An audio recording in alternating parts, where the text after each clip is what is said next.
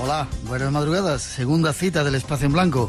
Un nuevo viaje está ya listo para partir hacia esos universos que aquí exploramos. Nuevas experiencias nos esperan esta noche y es un placer que hayas decidido estar aquí con nosotros en esta sintonía en Radio Nacional de España. Y unos cuantos argumentos nos esperan esta noche, algunos nos lo habéis pedido, pero antes, la actualidad. Ayer os pedíamos, hablábamos de ovnis, y os pedíamos que os pusierais en contacto con nosotros si habéis tenido algún tipo de experiencia. Hemos tenido un aluvión de mensajes, de contactos, de llamadas de teléfono. Seguir haciéndolo esta noche, porque parece que algo extraño está pasando en nuestros cielos, y si no, escuchar lo que nos cuenta nuestro invitado, algo que vamos a tener esta noche después de este primer tema. Escuchad. Sí, son los vuelos que vienen de América, y entonces hay una serie en la zona del océano no hay radares, van por unos recorridos como magnéticos, ¿no?, con las coordenadas, y luego ya entran en control radar cuando se acercan más a la costa de Galicia, y justo estaban entrando en el espacio aéreo español, y bueno, pues todo iba a ser hace 15 años, más o menos, un turno de noche, era por la noche. Ya, y en este caso no era un eco como el que se vio, escuchó en Galicia, sino que era otra cosa, ¿no? No, eso era algo que los pilotos veían a través de la cabina, pues con sus ojos, claro. Eso los pilotos lo contarían mucho mejor, yo, claro, desde la pista. Pero hoy otros prodigios que están ocurriendo en el cielo es nuestro argumento. Tras esa introducción nos contamos.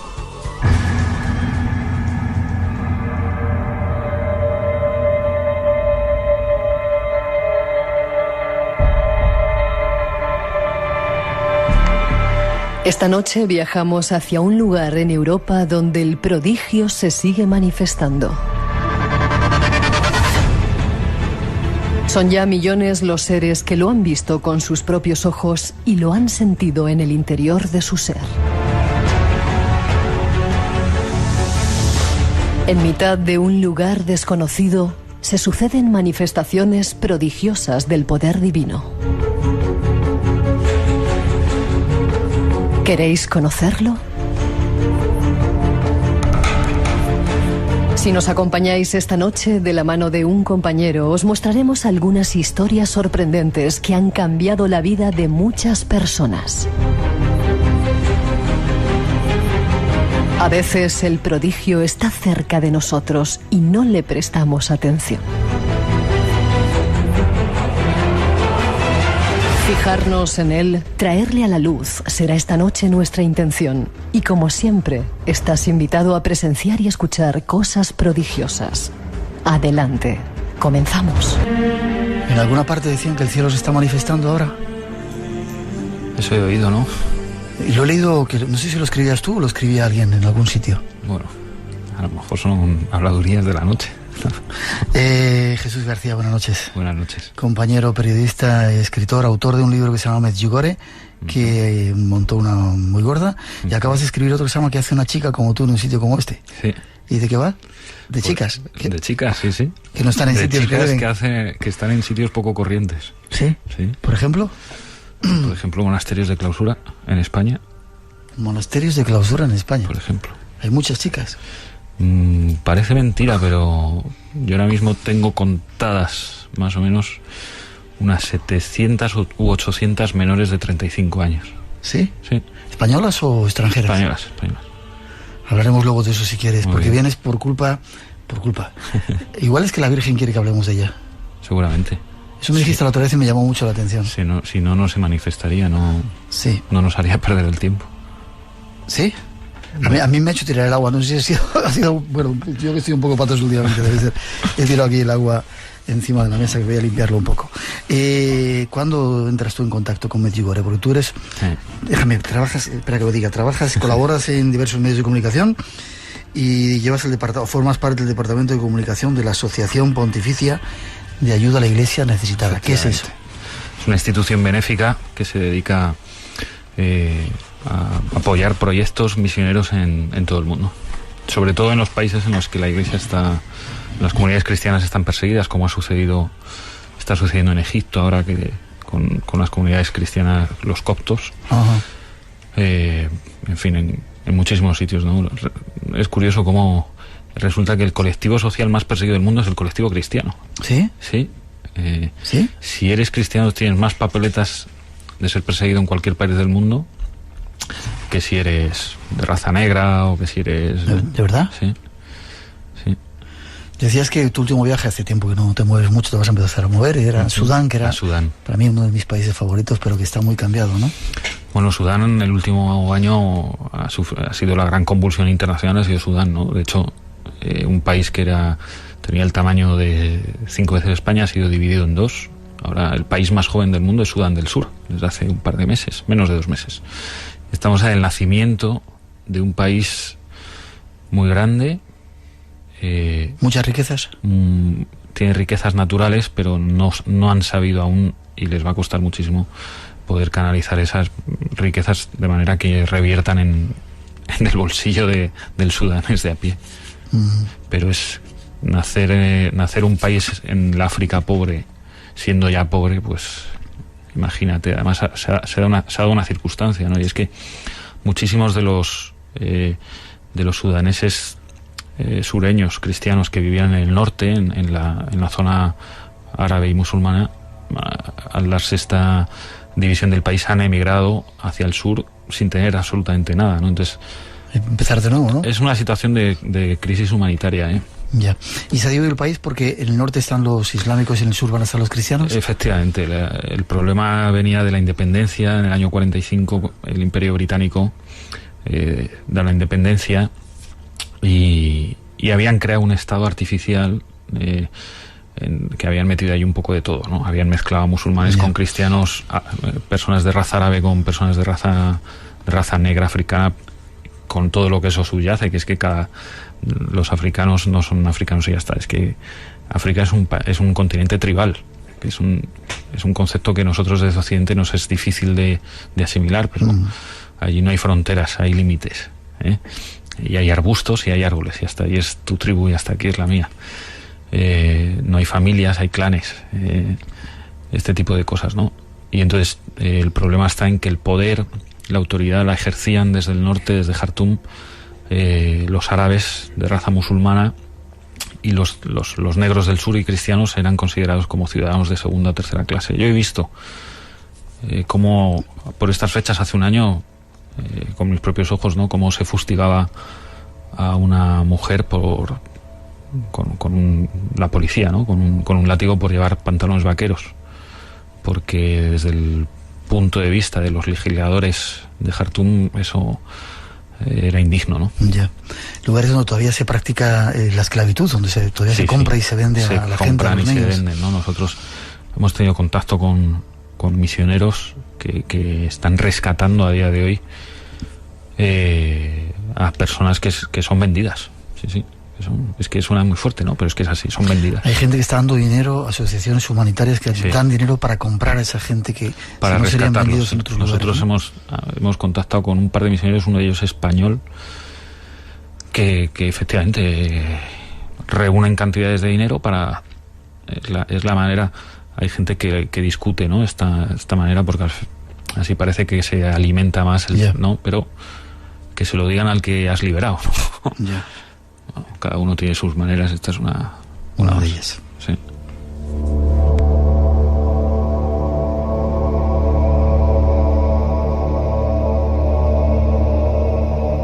Me tienes que pasar el contacto, Jesús, de ese misionero, estaría muy bien hablar con él. Y de repente un día te vas a Medjugorje, ¿sabías dónde estaba eso? A ver, yo la primera vez que oigo hablar de Medjugorje es en la primavera de 2005. Bueno, miento, en el año 95 vi una reseña en un periódico que hablaban de una pequeña imagen de la Virgen María de unos 15 centímetros que lloraba lágrimas de sangre en un pueblecito de Italia que se llama Civitavecchia, muy cerca de Roma, una ciudad con un puerto precioso, y en manos de una niña esta imagen empezó a llorar sangre, ¿no?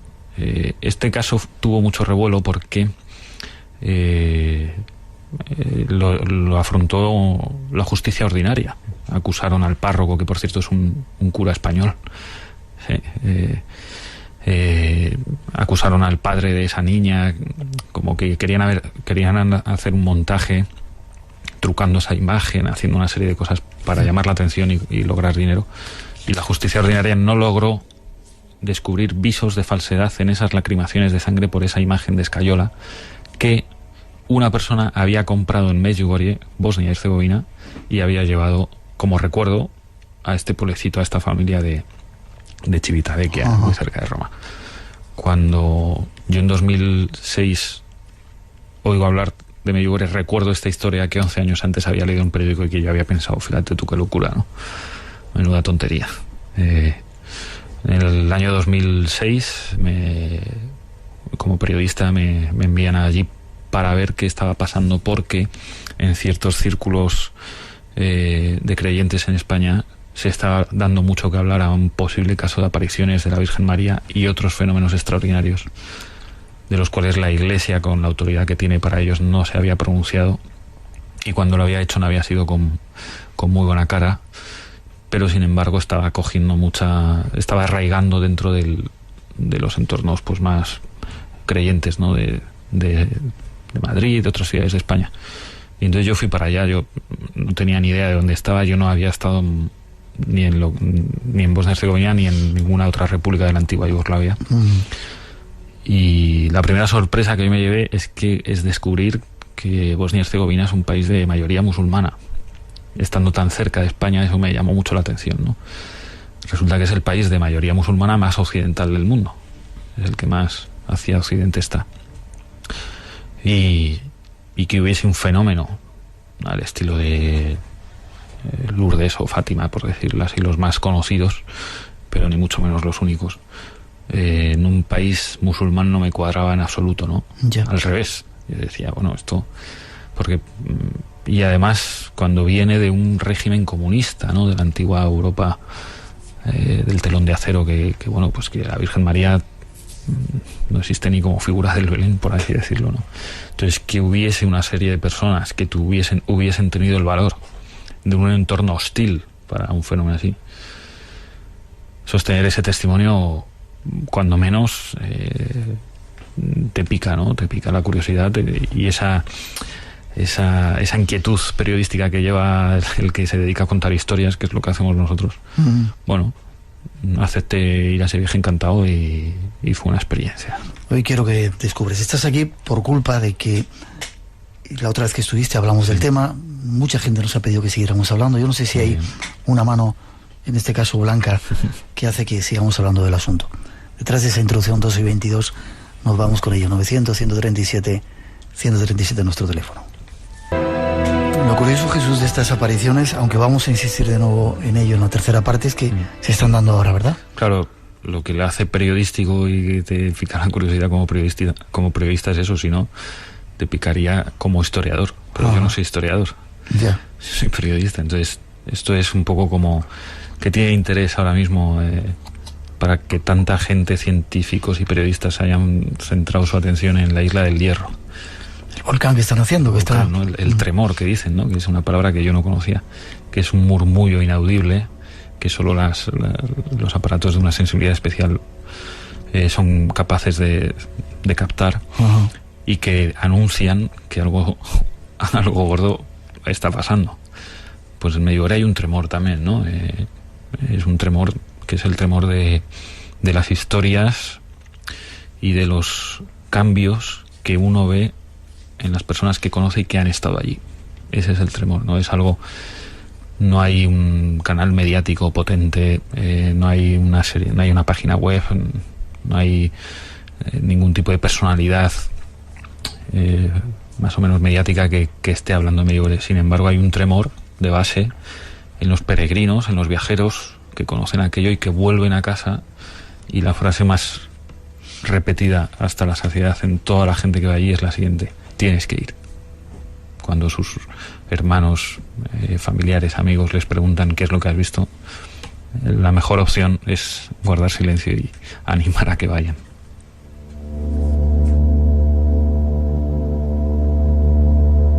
Tú, Jesús, acabas de venir de allí hace un mes, decías. He estado este verano. Vamos a contar un poco la historia, ¿te parece? Sí. Hemos recuperado, gracias a nuestros compañeros Fran Contreras, un testimonio de el primer informe semanal que se hizo sobre las apariciones de Medjugorje. Incluso yo creo que dicen mal el nombre, yo lo digo bien, Medjugorje. Sí. 1984 creo que es. Fíjate lo que contaban.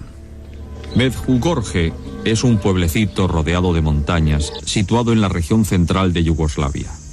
A su pequeña parroquia, regentada por padres franciscanos, acuden miles de peregrinos de todos los países del mundo atraídos por las apariciones de la Virgen María a 4 niños del pueblo desde 1981. Los niños afirman que las apariciones continúan, aunque los obispos yugoslavos, no convencidos de la veracidad de esta historia, desaconsejaron las peregrinaciones, pero sin ningún resultado positivo. Asimismo, el gobierno comunista de Yugoslavia siempre se ha mostrado escéptico respecto al milagro. El sacerdote del pueblo, en un principio, fue encarcelado y acusado de manejar a los niños con fines políticos. Todo el área fue sellada, pero la noticia se difundió rápidamente y los peregrinos acudieron masivamente a rezar a la Virgen. Las apariciones de la Virgen se producen tras esta puerta de una pequeña habitación de la iglesia parroquial.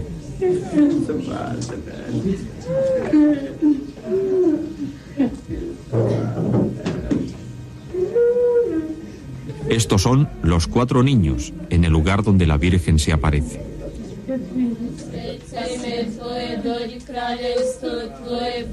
Comienzan a rezar el Ave María.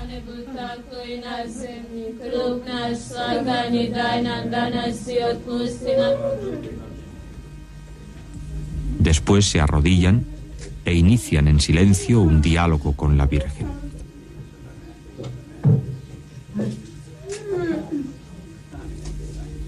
Esta es la mayor, María.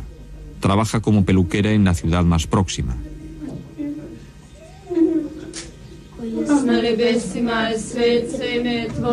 El pequeño Jaco, de 13 años, es el más joven. Viska es otra de las niñas. Es la más extrovertida y animada. E Ivanka, la más joven, actualmente en el colegio.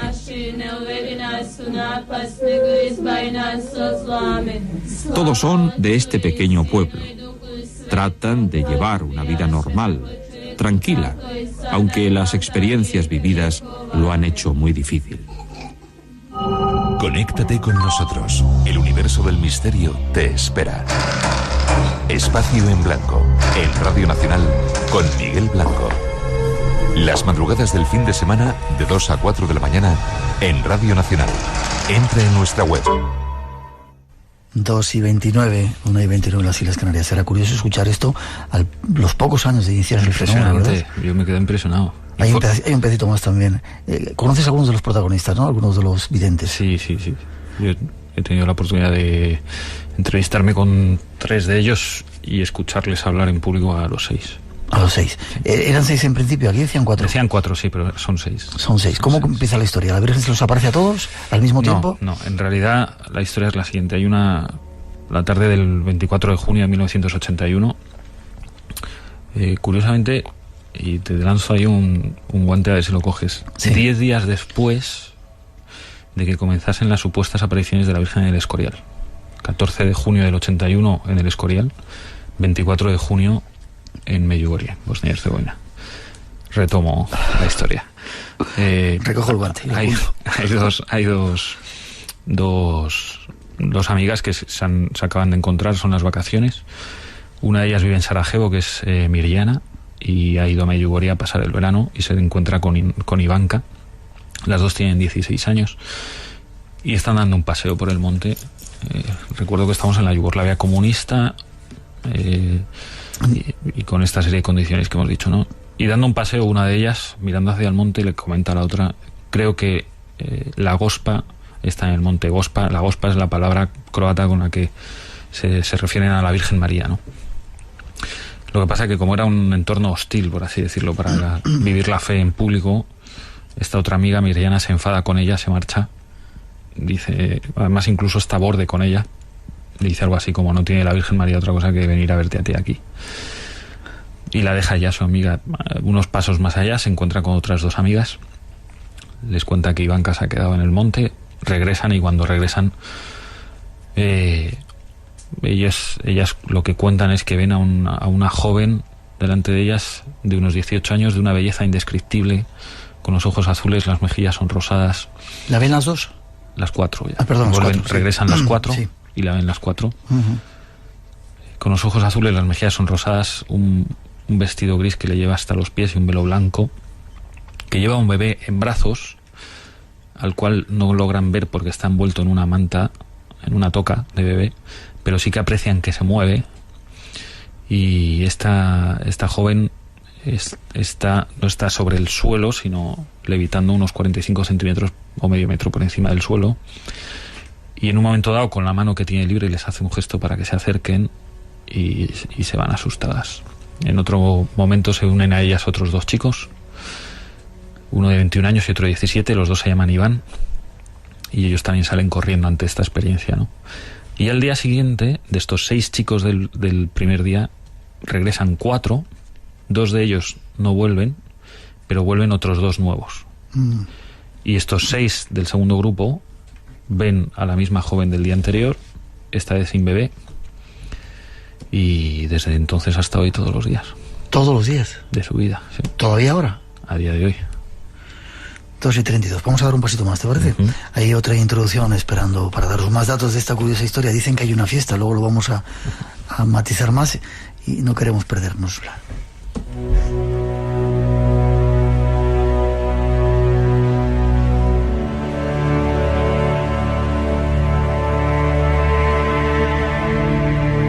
En la actualidad, Medjugorje es un enorme centro de peregrinación donde se siguen produciendo gran cantidad de milagros.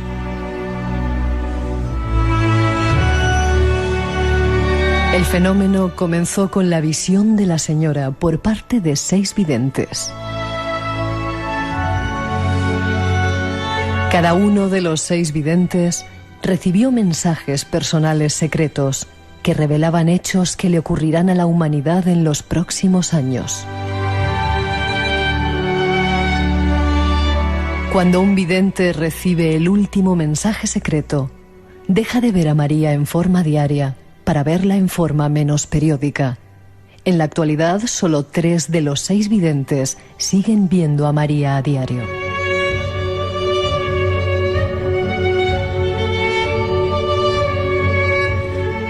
Y el fenómeno continúa sucediendo con multitud de portentos.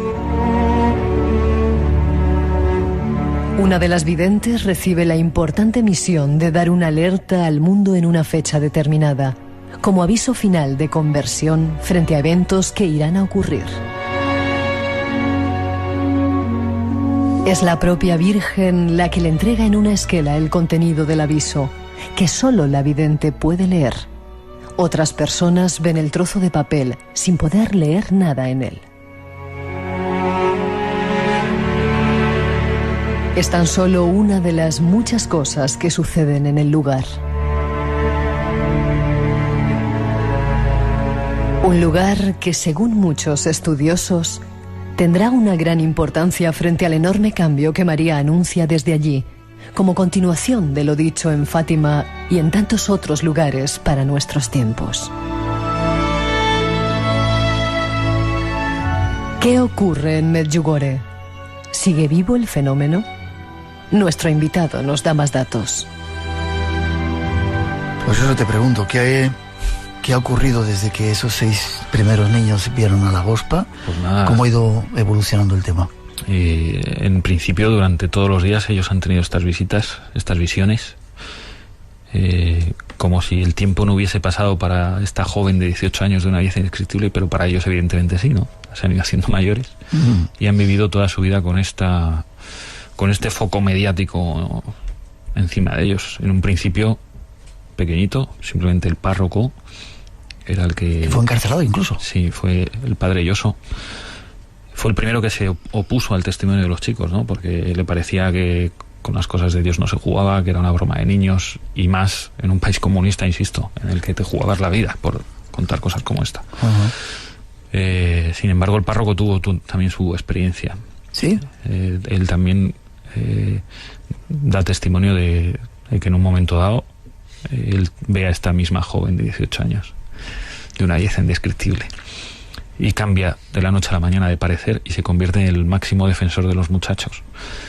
Y se ha convertido un poco en su escudo, por así decirlo, ¿no? A los 18 días el ejército comunista toma el pueblo y a él se lo llevan a Mostar, a la cárcel. Está aislado durante 1 año y medio. en el que nadie sabe nada de él, muy poca gente le ve y en cuyo cautiverio también suceden cosas en la cárcel, ¿no? Sí. Lo que cuentan, muchas noches aparecía la puerta de la celda abierta.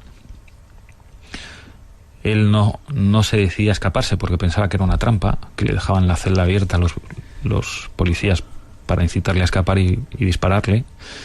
Y al mismo tiempo los policías después han contado que no se explicaban cómo este hombre abría la puerta todas las noches, ¿no? Eso recuerda mucho a algún pasaje del Evangelio en el que San Pedro, por ejemplo, fue liberado de esta manera, ¿no? Y su vida ha ido sucediendo. Al final el comunismo cayó, ellos han seguido ahí y el testimonio sigue vivo. Hubo la terrible guerra de Bosnia y Herzegovina, aquello pasó y ellos siguen allí y ya metidos en el siglo XXI, parece mentira, ¿verdad? Siguen contando esta historia. 3 de ellos todavía a día de hoy dicen tener apariciones a diario, todos los días, esta tarde, hace unas horitas.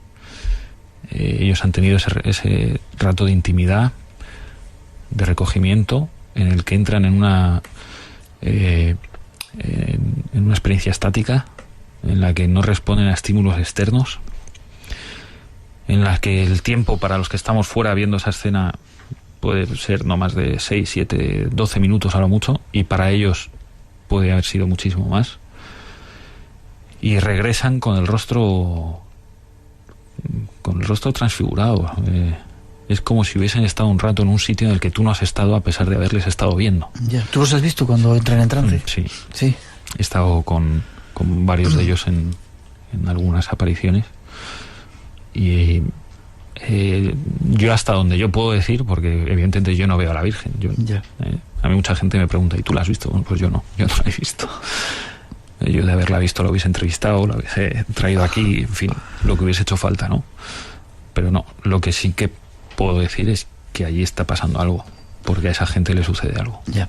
2 y 39, 900, 137, 137 nuestro teléfono. Hay 3 libros de Jesús García que hace una chica como tú en un sitio como este y otro de Medjugorje que vamos a regalar entre los oyentes y otros 2 más. Déjame que rescate un poquito más el testimonio de Informe Semanal de nuestros compañeros que un poco daban una imagen de lo que allí estaba ocurriendo. La congregación de franciscanos, bajo cuyo control está la parroquia, ha emitido su juicio sobre el estado de los niños, dictaminando su total normalidad.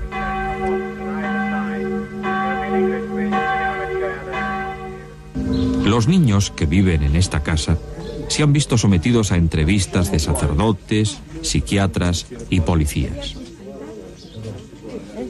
Los niños evitan toda publicidad. Nunca han hablado a la prensa.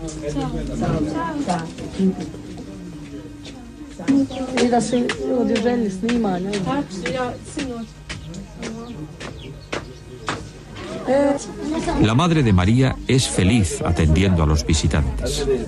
Su abuela, aparentemente impasible ante tanto ajetreo, se encuentra un poco perpleja. Miles de fieles de todas las edades y nacionalidades, que incluso duermen en la calle, acuden a la iglesia y muchas veces llegan a alcanzar las 10.000 personas. Las gentes del pueblo dicen que los niños no están locos, que son normales y que no dicen mentiras. Muchos de los peregrinos que allí se encuentran no tienen ninguna duda sobre la autenticidad de las visiones. Los niños dicen que la Virgen les dijo que la Iglesia había olvidado hacer penitencia por los pecados y que el pueblo estaba ignorando el sacramento de la confesión. Curioso, te iba a preguntar por los mensajes. Sí. Esto ocurría eso hace, bueno, 80 y tantos, 84 creo que es este testimonio. No había, era una iglesia, no había basílica, ¿han construido ahora? No, sigue siendo la parroquia, lo que pasa es que han construido por la parte de atrás una carpa, digamos un altar exterior con una explanada muy grande, porque ahora decían, ¿no? Había que en las celebraciones se reunían 10.000 personas. Bueno, ahora 10.000 personas hay cualquier día normal del año. Lo normal en verano es que se reúnan allí 50.000, 60.000, 80.000. Llegados de todas las partes del mundo. De todo el mundo. A mí me ha gustado mucho porque me ha dado la oportunidad de conocer muchísimas culturas y muchísimas personas de distintos sitios sin moverme de una cafetería, ¿no? Sí. Entonces tú te sientas allí a tomar un café y pasa una persona, le le invitas a una cerveza y ¿qué haces aquí? Entonces ahí para hacer un libro. Vale, ¿y qué dice? ¿Qué mensajes están dando? Básicamente, el primer mensaje, cuando los niños el segundo día vuelven a ver a la Virgen, ya le preguntan, ¿no? ¿Quién eres tú? ¿Qué has venido a hacer? O algo así, ¿no? Entonces ella da una identidad, dice: yo soy la bienaventurada Virgen María, yo soy la Reina de la Paz. He venido a decirle al mundo que Dios existe y que la paz debe reinar entre el hombre y Dios y entre todos los hombres. Ese es el mensaje. Ese es el mensaje principal, pero no se queda ahí, porque entonces puedes decir, vale, ¿y esto cómo se come, no? Entonces lo que hace la Virgen María es, durante 30 años, durante una generación entera, dar una serie de mensajes para explicar cómo se hace eso, ¿no? Cómo se alcanza esa paz, ¿no? La paz interior. La paz no es algo que, no es un ente que flota, ¿no? La paz existe, ¿no? La paz no se logra a base de manifestaciones que están muy bien, o de conciertos tipo Woodstock, que están muy bien. No, la paz es algo individual, que nace del corazón del hombre, que nace en el corazón del hombre, y que a partir de ahí es de donde nace hacia los demás. Déjame que te diga una motivación. Qué paradójico que la Virgen diga eso en ese lugar, cuando muy poco tiempo después sería una guerra devastadora que ha sido vergonzoso. Los niños lo advirtieron. Los niños tuvieron una visión en la que vieron su país destrozado por las bombas. Vieron multitud de muertos, ancianos, mujeres y niños, en unas visiones terribles durante uno de sus éxtasis. Y la Virgen María apremiaba a rezar, a sentarse cara a cara con Dios y poner paz entre el hombre y Dios, como decía la Virgen María. ¿Puedo ser un poco crítico? Sí, claro. ¿Sirvió de poco? Bueno, tal vez sirvió de más de lo que pensamos, porque ¿qué hubiese pasado si la gente no hubiese rezado? Bueno, te debo sí. Y simplemente ellos advirtieron, ¿no? Resulta curioso, en Ruanda, en el año 81 también, te lanzo otro guante, ¿no? Sí. Hay otras apariciones, las apariciones en Quibejo, que esa es la iglesia, sí que la parte que a ella le toca, ha manifestado que cree en esas apariciones, y también advertía del problema que había en Ruanda, y que unos años después pues fue el genocidio brutal. 1 millón de muertos. 1 millón de muertos en 100 días. Tremendo. Entre ellos una de las videntes de la Virgen. Sí. Las otras 2 siguen vivas, una es monja de clausura y la otra vive allí. Y retomando Medjugorje, la Virgen María viene a decir eso, ¿no? Viene a decir: Dios existe, el hombre viene de Dios, Dios es amor, no hay que tenerle miedo, no hay que tenerle manía, no hay que huir de él, simplemente hay que aceptar ese hecho, ¿no? Para mí el mayor misterio, este es un programa de misterio, ¿no? El mayor misterio para mí mismo, ¿no? Es mi propia existencia, ¿no? Yo soy producto de un efecto aleatorio, de lo que sea, o yo he sido pensado. Pues ese es el gran misterio. Yo creo que yo he sido pensado. Aparte de que me deprimiría mucho ser producto de una lotería sin control, ¿no? Y no estoy diciendo que no crea en el Big Bang, pero que todo ha sido pensado. Hay una presencia que está por encima de todo, y que dentro del caos que podía ser la creación, la naturaleza, sin embargo todo está perfectamente ordenado, desde la inmensidad del cosmos hasta la pequeñez de un hormiguero, ¿no? De una forma asombrosa. ¿Dios, quizá? Puede ser. Eso es lo que estos muchachos, a través de esas visiones de la Virgen María, dan testimonio, ¿no? Dios existe, viene a traer la paz al mundo, y la paz debe reinar entre Dios y el hombre y entre todos los hombres. Y la Virgen María durante todos estos años da una serie de instrucciones, de atajos, de herramientas que son, pues... Ahora me lo cuentas, espera. Estás entrando en el espacio en blanco.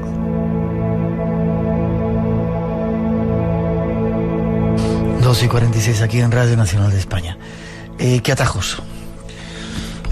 Porque en este programa hablamos de muchas claves, y ayer hablamos de algunas claves desde el punto de vista de la nueva era, etcétera, etcétera. El punto de vista de la religión también puede atraer esas claves, y sobre todo en un fenómeno que está ocurriendo ahora, que tenemos que ir a ver, Jesús. Yo quiero ir de tu mano, si me llevas a verlo. Sé que hay amigos míos, gente de mi familia que me están persiguiendo, que están viajando constantemente desde España. Hay mucha gente interesada en el fenómeno en España con Medjugorje y me encantaría ir contigo. Pero ¿qué claves da la Virgen para conseguir esa paz? La Virgen María habla de, igual que un médico hablaría del cuidado del cuerpo y una buena dieta a base de fruta, poca grasa y pescado azul. La Virgen María habla de una atención para conseguir esa paz interior que reside en el alma, de la atención del espíritu, ¿no? El espíritu, el recogimiento, la oración. La oración es buscar esos ratos de recogimiento de cara a una intimidad con Dios, ¿no? Con ese ser del que yo he hablado antes, en el que yo sí que creo, que ha pensado todo esto antes que yo y que tiene algo para mí, evidentemente. No voy a pensar solo por molestar, ¿no? La oración, la lectura de la Sagrada Escritura, la lectura de la palabra, porque ese libro que es la Biblia, que mucha gente tiene como si fuese un libro más, en realidad es un libro inspirado por Dios. Un libro inspirado por Dios a una serie de personas a lo largo de la historia para que Dios se haga presente a través de algo tan sencillo como un libro, como es la letra escrita, ¿no? Que es algo tan bonito, en medio de nosotros en nuestra vida. La Biblia, decía el padre Yoso, que fue encarcelado, yo tuve la oportunidad también de hablar con él, decía, la Biblia no es un libro como los demás, la Biblia es un libro dinámico, no estático. ¿Me dejas que sea un poco crítico? Sí, claro. La Biblia cuenta cosas horrorosas también, de un Dios mezquino que machaca a sus hijos, cosas que no vengativo, entendemos. etcétera, etcétera. Lo que pasa es que la Biblia efectivamente tiene esos pasajes, cuando la coges, la Biblia hay que entenderla y abordarla y asumirla en un total, ¿no? Cuando coges pasajes del Antiguo Testamento, sobre todo, son imposibles de entender, pero por eso Dios, que ese es el mayor misterio de la historia del hombre, Dios se hace hombre, y yo siempre lo digo, yo si fuese Dios no me habría hecho hombre ni de broma, en la persona de Cristo, y viene a contemplar la Sagrada Escritura. La Sagrada Escritura no es solo el Antiguo Testamento, y además él lo dice, ¿no? He venido a que se dé cumplimiento de todas las cosas. Yeah. Y su mensaje, gracias a Dios, no es fatalista, todo lo contrario. El mensaje de Cristo, resumiendo en una palabra, es el amor, y él lo demuestra a través del perdón, incluso perdonando, siendo capaz de decir, iba a decir una palabrota, pero a estos tíos que me están haciendo esto, hay que perdonarlos. Déjame que diga el teléfono, 900-137-137, nuestro teléfono por si queréis preguntar. Ese es el atajo que da la Virgen, o el consejo que da, rezar. Ayer decíamos, se contaba... Oración, sí, sobre todo, al fin y al cabo, sobre todo es el hecho de plantearte ese encuentro con la divinidad, sobre todo. Vale, te decía ayer que nuestro invitado anterior decía que los indios Hopi, uno de los cuerpos proféticos más increíbles, que dan una imagen muy clara de lo que está ocurriendo en el planeta, decía que la solución a esta crisis era vivir la espiritualidad, sea cual fuera, como la entendiéramos. Rezar desde ese punto de vista, dices tú. Estoy estoy convencido de que los tiros han de ir por ahí, ¿no? Si Dios existe, aunque seas indio Hopi o seas periodista en Madrid. Y si existe y ha creado a los hombres, nos ha creado a todos, y todos tenemos un canal con él, un vínculo. Es el momento de abrir ese canal ahora. Mira, fíjate, el Papa ha dicho hace poco en Alemania, en un viaje, unas frases que a mí me han encantado y que rescato aquí una de ellas, ¿no? Ha dicho a un montón de creyentes y de seguidores de la Iglesia, y el agnóstico está más cerca de Dios que el creyente que vive a media su fe. Buena frase. ¿Me dejas que demos un pasito más? Por supuesto. ¿Estás a gusto en el programa? Mucho. 2:50. Hay un dato más que queremos daros de este fenómeno que está ocurriendo, que no sé por qué estamos tratando, quizá porque hay que hablar de ello para que sepamos que hay muchos focos de espiritualidad en el mundo y este está vivo.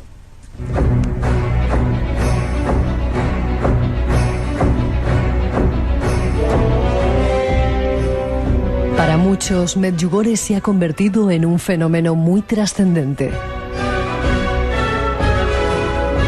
Lo original del enclave es que el prodigio se está manifestando ahora, justo en este momento.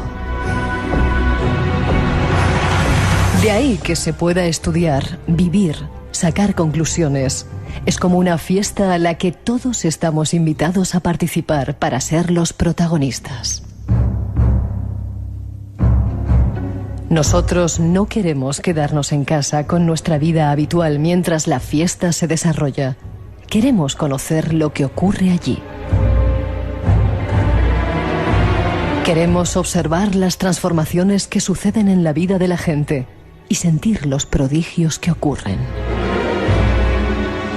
Nuestro invitado nos cuenta. Jesús, pues cuéntanos, primero, ¿qué dice la Iglesia de todo este fenómeno? Creo que Juan Pablo II decía que lo respetaba, que era un foco de espiritualidad interesante, ¿no? Pero ¿qué dice la Iglesia? A día de hoy no dice ni que sí ni que no.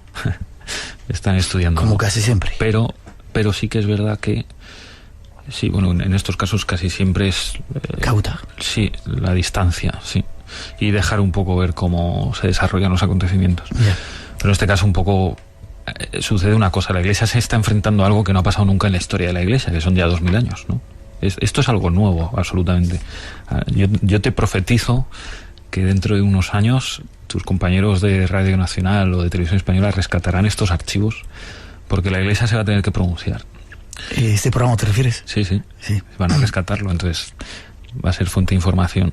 La Iglesia se está enfrentando, por primera vez en la historia de la humanidad, hay un fenómeno de apariciones marianas que se pueden investigar durante el suceso que está ocurriendo, y además con los medios que tenemos a día de hoy, que no son los mismos que hace 150 años cuando Lourdes, por ejemplo, ¿no? Lourdes investigó a posteriori. Yeah. Fátima se investigó a posteriori. Hubo personas allí presenciales, pero no hubo psiquiatras, no hubo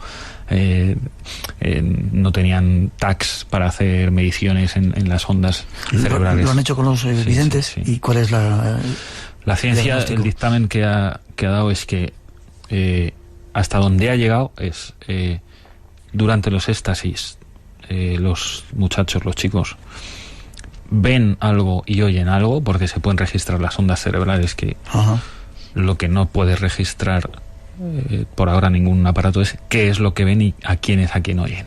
Yeah. Hasta ahí es hasta donde han llegado. Es decir, que algo está sucediendo. Yeah. Entonces la Iglesia se ha visto enfrentada a que los acontecimientos van mucho más rápido de lo que ella acostumbra a tratar estos temas. Entonces hace 2 años, hace año y medio, por encargo de Benedicto XVI, se ha formado una comisión de investigación por parte en el Vaticano, formada por 15 expertos, digo los expertos entre comillas, porque yo tampoco sé muy bien qué expertos son los que estudian las apariciones, ¿no? Pero bueno, hay teólogos, psiquiatras, médicos, historiadores, todo este tipo de cosas, ¿no? Y están investigando, los videntes ellos dicen que están fritos ya de que les enchufen aparatos, de que vayan allí a interrogarles, de que vayan a verles, pero que esa es la misión que tienen del cielo y que así lo viven.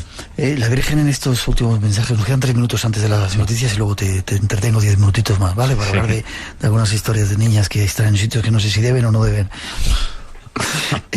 ¿Ha dado algún mensaje para estos tiempos, como tiempos de final, de peligro, de catástrofe? Tanto como de final y de peligro, no. Sí que es verdad que ha dado unos mensajes en los que habla de que hace falta que el hombre vuelva a Dios, porque sin Dios nos está yendo muy mal. Lo cual, tal y como está el mundo, visos de sospecha de que sea cierto, tienen cabida. Y que sí que es cierto que va a suceder algo, lo que pasa es que no hay por qué pensar que sea malo. Yeah. Puede que sea malo, pero puede que sea bueno. Depende de nosotros, como casi siempre, y es ahora el momento. Efectivamente, la llamada es ahora, no es para dentro de 200 años. Ya, la gente que vaya y se transforma. Sí. Quizás eso es el testimonio más interesante, ¿no? Sobre testimonio yo te puedo dar 1 millón, de verdad. O sea, dame uno antes de las noticias. Sí. Que te acuerdes. Por ejemplo, ha salido ahora a la luz, ¿no? Una chica italiana que era vedette profesional, bailarina de televisión y locales de alterne, que entre una de sus proezas era haber salido de una tarta en un regalo de cumpleaños de Berlusconi, ¿no? Bueno, pues esta chica ha hecho un viaje hace nada a Medjugorje. Ella era bosnia. No, italiana. Va. Y se ha quedado allí en un convento, ¿no? A vivir en interioridad, buscando paz. Dice que es el momento más feliz de toda su vida. Y como hay muchos, ¿no? Gente que vive entregada a cosas muy alejadas y que esa paz interior de la que hablábamos, ¿no? Que decía la Virgen María, donde la encuentran, donde la conocen, es allí y ya no la quieren soltar por nada en la vida. Y se ha formado alrededor del pueblo, como pasa en Fátima y en otros lugares, Sí. disculpame un segundito, un comercio vergonzoso aprovechado por unos cuantos, en el que la Iglesia parece ser que participa también allí. Sí, sucede como Lourdes, por ejemplo, tú una vez que pasas de puertas hacia afuera del santuario, Es increíble. es como Disneylandia, pero encima a lo cutre, ¿no? Sí. Da pena. Lo que pasa que eso también responde a una lógica de la peregrinación. Es decir, yo siempre lo comparo con lo siguiente. Tú cuando vas al Bernabéu, fuera del estadio está lleno de kioscos de bufandas y de banderas. Y eso no significa que dentro no haya partido. Hay partido y tú a lo que vas es al partido. ¿Quién monta esos kioscos? Qué bueno eres. No, es cierto. O sea, eso responde a una lógica, ¿no? En el año 84, cuando fue informe semanal, lo que me han contado es que los peregrinos, los viajeros que iban allí, se quedaban a dormir en las camas de los lugareños y en las calles, ¿no? Entonces, de repente a un tío, un día se le ocurre montar Un hotel. Claro. Y lo monta. Y yo cuando voy, a mí me gusta que haya una cama y un plato de comida. Sí. Lo prefiero. Entonces, respondo a la lógica. Que ese fenómeno económico fortísimo se dé, para mí, como periodista, no es hecho constatable de que aquello sea un montaje. Ya, déjame que tenemos que despedir. Llegan las noticias a las 3, las 2 en las Islas Canarias. Qué bueno eres, Jesús. Pero es cierto, no me he inventado nada. Tenemos que hacer una misma pausa. Son las 3:06, 2:06 en las Islas Canarias. Vuelve el mundo de los misterios a Radio Nacional. Las gracias a todos por seguir ahí conectados en Radio 1, Radio 5, escuchando ahora en directo esta emisión. A todos los que nos descargáis en el podcast, haciendo que seamos, dicen, el programa más descargados de toda la radio aquí en la casa y en muchos otros. Y saludos a todos los que en diferentes partes del mundo estáis siguiendo en directo la radio online de Radio Nacional, el Espacio en Blanco. Gracias. 900-137-137 nuestro teléfono por si queréis participar. Estábamos hablando de sueños, Alejandro. Como te decía, os pido brevedad si puede ser. ¿Soñamos todas las noches aunque no nos acordemos? Soñamos todas las noches, aproximadamente 4 a 6 veces por noche durante aproximadamente 15 minutos. El problema es que el sueño normalmente se presenta bajo la... A ver, el sueño tiene un valor muy importante particularmente para la memoria, según algunos autores, porque nos ayuda a acomodar los recuerdos del día. Entonces la secuencia y la plasticidad cerebral que nos permite activar, digamos, el universo onírico, es el que justamente nos induce una serie de imágenes que son muy similares a diapositivas con diferentes escenas, ¿sí? Y el modo en que esas escenas se configuran es lo que nos va a permitir tener un sueño. Te voy a dar un ejemplo. Supongamos que la escena de un sueño forma parte de, o está compuesta por ejemplo, un murciélago, mi madre, un lago y la casa de la infancia, entre otras escenas. Entonces, yo puedo configurar un sueño en base a estas imágenes, en función del cual podría relatar el siguiente sueño.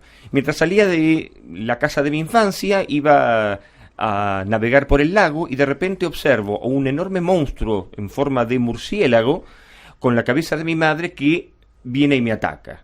¿Sí? Entonces, ¿cuál sería la configuración de ese sueño? Claramente, ese sueño está representando una madre represora, ¿no? Con un contenido, digamos, negativo respecto a esa imagen. Pero si yo tuviera las mismas escenas y reconfigurara la escena del sueño, yo podría relatar otro tipo de sueño utilizando las mismas imágenes, diciendo que, por ejemplo, yo ingresaba a la casa de mi infancia y mi madre me abrazaba mientras un conjunto de murciélagos intentaba atacarme, ¿sí? Entonces tenemos la imagen de una madre afectiva. O sea, los sueños cumplen el propósito de, como Sigmund Freud ya lo había señalado hace más de 120 años, cumple justamente el propósito de organizar la información de nuestra conciencia utilizando elementos del pasado en una atemporalidad o en una linealidad en donde el pasado, el presente y los deseos del futuro corren por la misma línea. Por eso los sueños son atemporales. Yeah. Por eso nuestros sueños colocan escenas de nuestra infancia junto con nuestros hijos que son totalmente extemporáneos y sin embargo,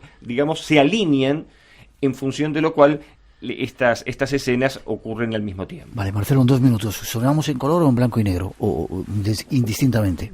No, de forma indistinta. Sí tenemos que saber que cuando estamos soñando, durante la fase REM, se disparan las neuronas vinculadas con lo visual. Entonces aquí es por eso esta preponderancia de imágenes, de colores, de formas. Ahora, el simbolismo que puede llegar a tener ese es otro tema. Ya. En los estudios que hacemos nosotros, tanto Alejandro en Argentina como aquí en España, muchas veces es tratar a modo de círculo de encuentro y compartiendo los elementos de cada sueño, es llegar a poder interpretar no desde un diccionario de sueños, sino más bien lo que es cada elemento. No es lo mismo para mí de pronto lo que me simboliza la figura de un lobo o una cruz a lo que puede llegar a ser para ti. Es decir, que los sueños tienen significado, pueden tener significado. Exactamente. Vale. ¿Los invidentes sueñan en color o sueñan en blanco y negro? ¿O indistintamente? No, indistintamente. Vale. ¿Hay sueños premonitorios que te pueden avisar de algo concreto cuando un sueño te está diciendo no vayas a este sitio? ¿Hay que hacerle caso? Bueno, lo que pasa con los sueños premonitorios, y esto ya también, si nos basamos en los numerosos trabajos que ha hecho Sigmund Freud con respecto al sueño, o pasando por lo que ha hecho el Instituto Rhein, o Stanley Krippner y Montague Ullman, se ha definido como el sueño como el estado natural amplificado de conciencia donde muchas experiencias espontáneas ocurren. Y las premoniciones, cuando están vinculadas con alguien que no sea muy cercano a la familia, suelen llegar a recordarse. Ahora, cuando tienen que ver de pronto con hijos, con la pareja y demás, de algún modo pareciera que nuestra conciencia hace que no podamos recordar o interpretar el mensaje principal. Pero sí son estos sueños que hacen que nos despertemos con una sensación extraña, negativa, como que hemos tenido algún tipo de aviso de que algo nefasto, algo malo va a ocurrir con mi madre, algo malo va a ocurrir en el trabajo, es decir, algo malo va a pasar. ¿Por qué? Porque me he despertado con esta sensación emocional desagradable que no puedo explicar, pero que me está avisando de forma premonitoria, y esta es la principal característica de la premonición, lo emocional. No hay aquí datos fehacientes, pero algo malo va a ocurrir. Y esto muchas veces ocurre, y muchas veces de forma indirecta. Personas que han soñado que de pronto moría determinado familiar, al llegar al trabajo se encuentran con la noticia de que ha fallecido no su madre, sino la madre de una compañera. Ya. Estaremos hablando del mundo de los sueños y contestando preguntas 1000 horas, pero necesito que hablemos de un último tema que vosotros también practicáis, si os parece, ¿vale? Ya os dejo descansar. ¿Estás cansado? Un poquito. Vale, te dejamos enseguida. Esa última introducción nos da datos de algo que queremos contaros esta noche.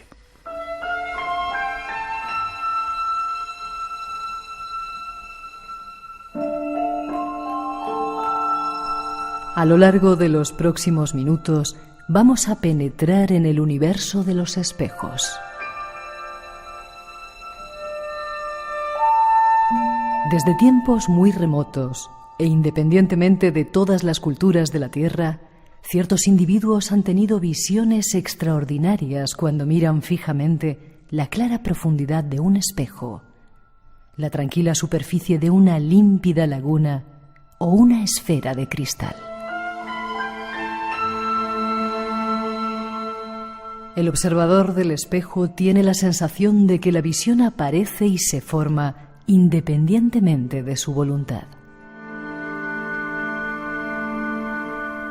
La visión en el espejo se ha utilizado para la adivinación, para ver eventos que suceden en lugares lejanos, localizar objetos perdidos y para detectar criminales. Con el paso del tiempo, surgió la técnica de observación por los espejos denominada Psychomanteum, que fue desarrollada por el psiquiatra americano Raymond Moody y diseñada para facilitar encuentros con personas fallecidas. Según Moody, gracias a esta técnica el 50% de los participantes tuvieron un encuentro con una persona amada. Moody condujo a sus pacientes por un proceso de rememoración y orientación combinado con la observación en el espejo, y los participantes creyeron haber tenido un encuentro con un ser querido. Las experiencias más comunes son sensación de presencia, En ocasiones, las visiones del otro lado de la ventana parecen proyectarse dentro del mismo Psychomanteum, a menudo descritas como más allá de lo real, como más real que la realidad misma. Conozcamos algo más de esta técnica para entrar en el más allá. ¿Cómo se dice? ¿Psychomanteum o Psychomanteum? Psychomanteum o psicomanteo. Vale. ¿Trabajáis con él? Es una técnica desarrollada por Raymond Moody. Nos contó algo cuando estuvo aquí en España. Sí. Nosotros en el Instituto de Psicología Paranormal en Argentina y próximamente aquí en España también creamos una cámara especialmente diseñada, aislada, electroacústicamente. En principio esta es una cámara oscura en donde el participante se recuesta muy cómodamente en una camilla reclinable y un espejo en ángulo apunta en esta habitación oscura, muy débilmente iluminada, y a través de un proceso de rememoración, justamente, utilizando fotografías de las personas que, digamos, el participante quiere contactar de alguna manera. De esta forma, bueno, se induce la técnica y en el, yo diría, 50-60% de los casos, las personas llegan a tener un encuentro vívido con la persona que ha fallecido. Pero, Miguel, nuestra gran pregunta es, ¿se trata de una simple alucinación, el producto de la imaginación, el deseo de un duelo no elaborado, o realmente hay un encuentro espiritual de una naturaleza que escapa a nuestra comprensión? ¿Y tú qué dices? Es una pregunta muy difícil de responder. ¿Tú cuando estás allí, estás con el paciente también? Sí, a veces sí. ¿Y tú ves las imágenes que él percibe o no? En absoluto. Jamás he tenido la posibilidad de ver nada. Uh-huh. No.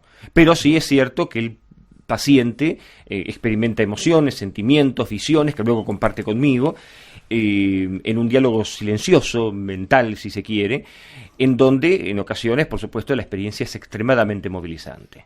Es curioso, Marcelo, porque como hemos visto en esa introducción, el tema de los espejos es desde muy antiguo utilizado para tratar de entrar más allá, ¿no?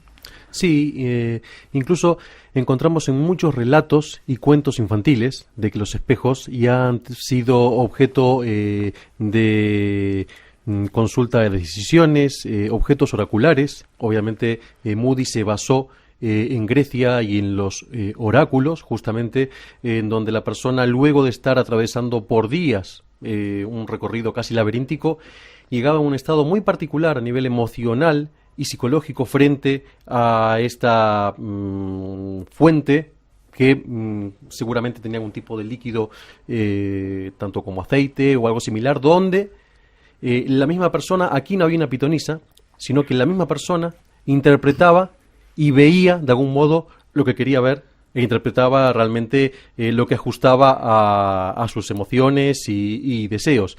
Pero encontramos antecedentes con los espejos, en el caso de John Dee, con el famoso espejo negro que está exhibido en el British Museum, ha logrado él contactar, según sus escritos y demás, con entidades que por momentos parecían angelicales, por momentos parecían de una naturaleza más dudosa.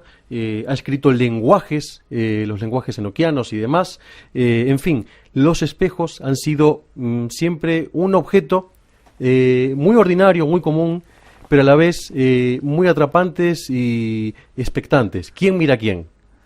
¿Quién mira a quién? Brevemente, antes de escuchar una cosita y despediros, ¿qué porcentaje de gente decías que tiene esa sensación de comunicación y resultan aliviados cuando teóricamente conectan con ese familiar fallecido con el que querían conectar?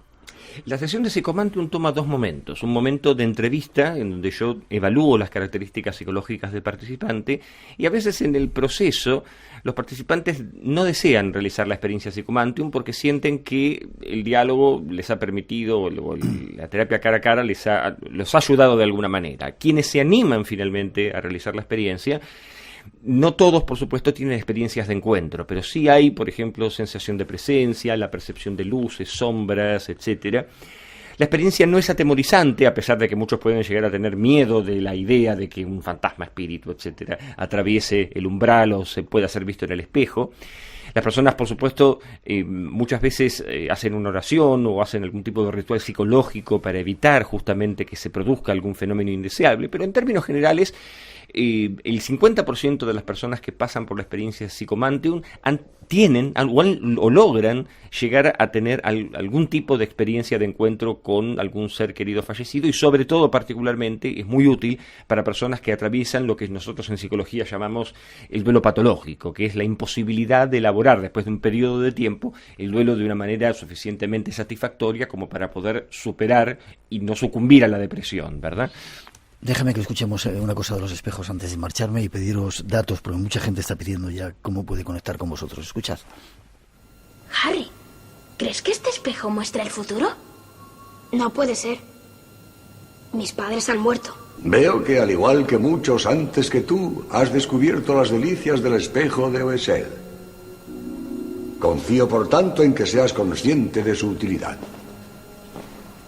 Déjame darte una pista. El más feliz de la Tierra se miraría en ese espejo y se vería solo a sí mismo, tal y como es. Entonces nos muestra lo que deseamos, sea lo que sea. Sí y no. Nos muestra ni más ni menos que los más profundos y desesperados deseos de nuestro corazón. Por eso tú, Harry, que no has conocido a tu familia, los ves ahora aquí a tu lado. Pero recuerda esto, Harry. Este espejo no nos entregará conocimiento o verdad. Harry Potter y la piedra filosofal era para dar un toque de que ese tema de los espejos está utilizado desde hace mucho tiempo, ¿verdad? Sí, como decíamos, lo encontramos, bueno, o las costumbres, no sé en España, yo creo que sí. Antiguamente, cuando fallecía en casa alguien, tapaban el espejo. Exactamente. Sin entender muchas veces por qué, pero sí porque había consecuencias nefastas, vinculadas muchas veces con la paz del difunto o con el paso a la otra vida. Curioso, tengo que despediros.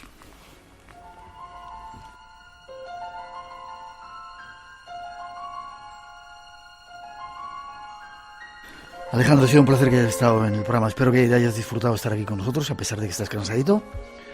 No, me resultó magnífica la experiencia. Espero retornar a España y, por supuesto, volver a tener este encuentro tan agradable con una persona tan cálida y maravillosa como eres. Te agradezco muchísimo esta experiencia y, sobre todo, tener la posibilidad, junto a Marcelo, de poder participar de esta serie de conferencias, actividades, seminarios que hemos organizado aquí. He tenido una actividad maratónica en Madrid con estas conferencias, gracias a la gestión de estos dos grandes amigos, particularmente de Manuel Berrocalmuela, presidente de la Sociedad Española de Parapsicología, con quien tengo una amistad de casi 30 años y que me ha abierto las puertas de la asociación y de todo el enorme núcleo de amigos y colaboradores con quienes he tenido siempre un contacto, ahora gracias a Internet mucho más frecuente que lo que antes era la correspondencia postal, pero que sin duda alguna ha sido una experiencia maravillosa que llevo en mi corazón y que, por supuesto, voy a escribir. Y desde luego, bueno, a Marcelo, que me ha acompañado durante este proceso, y justamente tener la posibilidad de ofrecer actividades que nucleen al público español, particularmente, bueno, en principio... Para saber la forma de contacto, ¿dónde pueden informarse de todo eso? Se pueden informar en nuestro sitio de internet, que es www.alipsi.es, que es el sitio que todos los españoles pueden entrar en contacto. Alipsi.es. Alipsi.es. Vale, ¿y para conectar contigo estás en Face? Y para conectar conmigo, Alejandro Parra en Facebook. Van a ver las pirámides de Egipto, a las que yo he tenido la posibilidad de visitar una vez en mi vida y quedé deslumbrado. Tú has ido 54 veces, así que, por supuesto, ya los camellos de los beduinos ya saben quién eres. Me conocen algunos, pero las pirámides me siguen dejando alucinado. ¿Forma de contacto contigo, Marcelo, aquí en España? Bueno, a través de Facebook, Marcelo Eremián, a través de nuestra página web, como decía Alejandro, alipsi.es, y bueno, estamos trabajando constantemente con todo tipo de público, creyente en lo paranormal, no creyente, es decir, valoramos mucho el intercambio de opinión. Y ante todo, agradecer la generosidad que has tenido en lo particular conmigo, en brindarme este espacio, muy agradecido, muy honrado, tanto a ti como Alejandro, como a Manuel Berrocal, muy agradecido y muy generosos, Un placer. Espero que os haya gustado la experiencia. ¿Cómo es la frase que decís? No negamos. No negamos, no creemos, no negamos, investigamos. Vale, eso. Yo no sé si hemos contestado, hemos dado muchas respuestas, pero se han abierto muchos caminos para que nuestros oyentes puedan investigar por su cuenta. Insisto, buen viaje a ti, Alejandro. Gracias también, buen viaje a ti. Espero que nos veamos por hoy por el norte. Gracias, Manuel. Gracias. Seguimos adelante. Gracias. Hola, buenas madrugadas ahí en España. Les habla José Luis Sauceda Sánchez desde Santa Cruz de la Sierra, Bolivia. Llevo 1 año y 6 meses aquí. Muchas gracias por el programa y que os escucho todos los sábados. Me gustaría que fuera todos los días, pero no puede ser. Muchas gracias y buenas noches. Espacio en Blanco. El lugar donde habita el misterio. Con Miguel Blanco. En Radio Nacional de España. La leyenda continúa.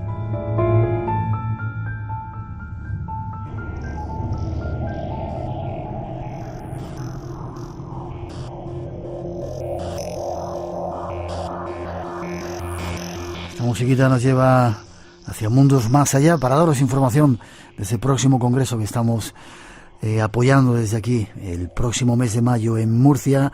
Hasta allí nos vamos a hablar con su organizador, Antonio Pérez. Buenas noches, ¿cómo estás? Buenas noches, Miguel. Pues muy bien, muy liado, pero muy bien. Bien, cada día queda eso, menos tiempo, ¿no? Pasa el tiempo volando y tú me estás diciendo que tenemos que hacer, que tenemos que no sé cuánto, que el vídeo...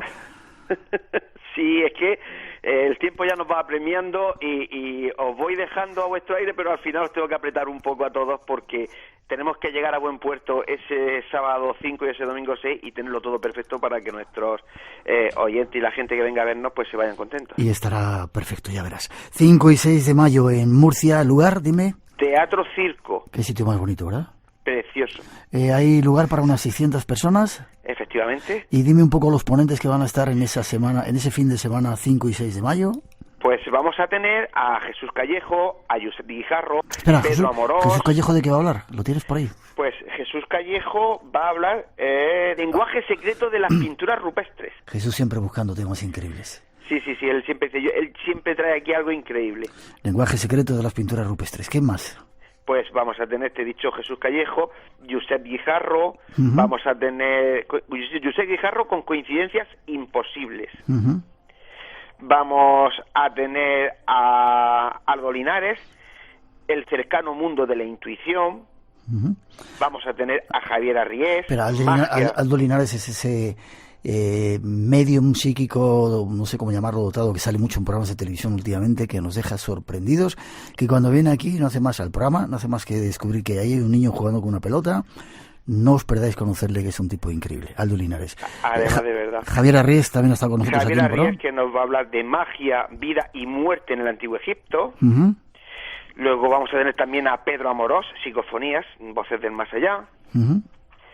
Y vamos a tener también a Jerónimo Tristante, que nos va a hablar de la bestia de Yevandau, una hipótesis zoológica. Sabéis que Jerónimo es un gran escritor y todo este tipo de historias le encantan. Y vamos a tener un reto, usted, señor Miguel Blanco, y yo, que estaré cerca, a ver cómo aguanta usted 1 hora y media en un interrogatorio de tanta gente que va a tener delante preguntándole 1000 cosas. Bueno, ya sabes que... Bueno, ahí estaremos.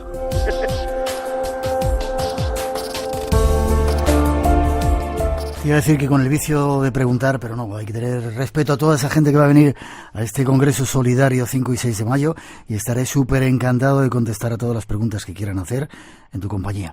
Dime forma de contacto para que se den, bueno, la gente va con tranquilita, pero daros un poquito de prisa para no quedaros sin un puesto en este Congreso, un Congreso Solidario como el del año pasado, ¿verdad?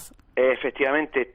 Todo el beneficio de este congreso irá a parar a la asociación AMDIP, una asociación murciana de disfagia infantil y botón gástrico. De verdad que merece la pena que la gente se pase y vea un poco la historia de estos chicos, de estos niños, porque además de no tener ayuda de nadie, es impresionante el esfuerzo que hacen para poder vivir. ¿Cómo contactarnos? Muy fácil. Espera un segundito. Otra vez, el mundo del misterio que sirve para ayudar de esa forma solidaria a personas que a veces están olvidadas. Ayuntamiento de Murcia colabora, ¿verdad? También hay que darle gracias a ellos. Efectivamente, los que ellos ponen el teatro, y que dar las gracias al concejal de Cultura y Turismo de Murcia, a don Jesús Pacheco, y la forma de inscribirse, pues como todos los años, muy fácil, entrando en la web www.congresomasallá.com, y bueno, seguir los pasos es algo muy sencillo que todos los años la gente pregunta, pero una vez que entres dentro de la web no hay ningún tipo de problema. Yo, como decirte, Miguel, y decirle a todos tus oyentes y a la gente que vaya a venir, ayudarnos a ayudar a Andy. No solamente ayudar, sino disfrutar un fin de semana con algunos de los mejores especialistas en nuestro país en estos temas y comprobar que el mundo del misterio sirve para algo más. Gracias, Antonio, por tu trabajo. Daos prisa, www.congresomasallá.com. Masallá.com, ahí podéis inscribiros y ahí nos vemos. Seguimos estando en contacto. Fuerte abrazo, Antonio. Claro que sí, un abrazo, buenas noches. Hasta prontito. Nos gustan las vacaciones porque no tenemos horarios. Nos gustan los podcasts porque no tienen horario. Nos gustas tú porque pones tus horarios. Conecta con nosotros. Es hora de podcast en rtve.es.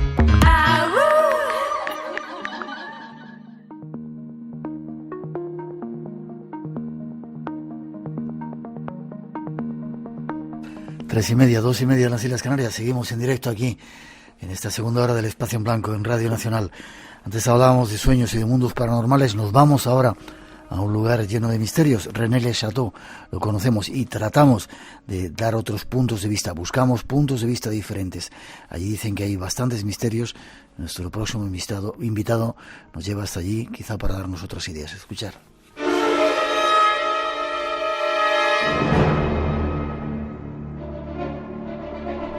La iglesia de Rennes-le-Château sigue rodeada de un halo de misterio. Muchos han sido los investigadores que han intentado dar respuestas a algunas de estas incógnitas.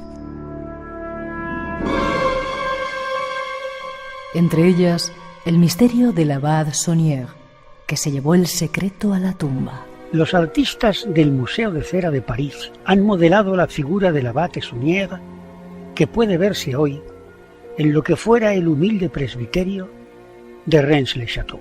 Los viejos muros del presbiterio que habitó François Berenguer Saunière acogen un museo dedicado al misterio de su vida.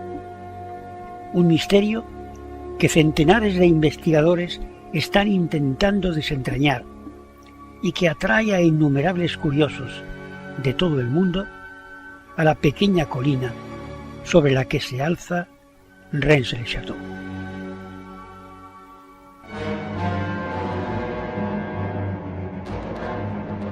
Rennes-le-Château.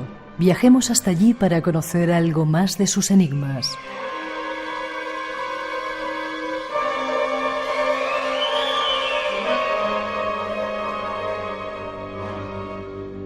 A saludar a nuestro invitado Enrique Sabarich. Buenas noches, Enrique. Hola, buenas noches, Miguel. Estás en Cataluña, ¿no? Estamos aquí, estoy en la provincia de Lérida. Bien, Lérida. Veía el prefijo ese de teléfono que teníamos y no lo localizaba. Gracias por estar antes de nada en nuestro programa. Un placer. Licenciado en Prehistoria, Historia Antigua y Arqueología. Y de repente escribe un libro que se llama Retorno a Rennes-le-Château, un ensayo riguroso que aporta pruebas científicas sobre lo que allí ocurrió. Y dices al principio del libro que te acabas de marchar y ya estás deseando volver. ¿Por qué te has metido a escribir un libro sobre Rennes-le-Château? Bueno, realmente esto es el fruto de más de 30 años de investigación, o sea, no es una flor de un día. Han sido más de 30 años metido en este tema y realmente estoy atrapado. Aún tengo ganas de volver y creo que sí, nunca perderé esas ganas. ¿Pero por qué? ¿Qué te llama la atención de ese lugar? Mira que hay sitios, y además tú que has estudiado arqueología y prehistoria. No, claro, eso empezó ya con aquel famoso libro El Enigma Sagrado en los años 80, que nos atrapó a todos un poquito, ¿no? Con aquel famoso bestseller que nos metió de lleno en aquella trama de aquel cura que había encontrado unos pergaminos en su iglesia, y aquello entroncaba con la dinastía de los merovingios, claro, y en toda la dinastía sagrada, de la descendencia sagrada de Jesús y María Magdalena. Todo aquello me sobresaltó de tal manera que quedé enganchado, y a partir de este momento empecé a investigar, a tirar de muchos hilos hasta el día de hoy.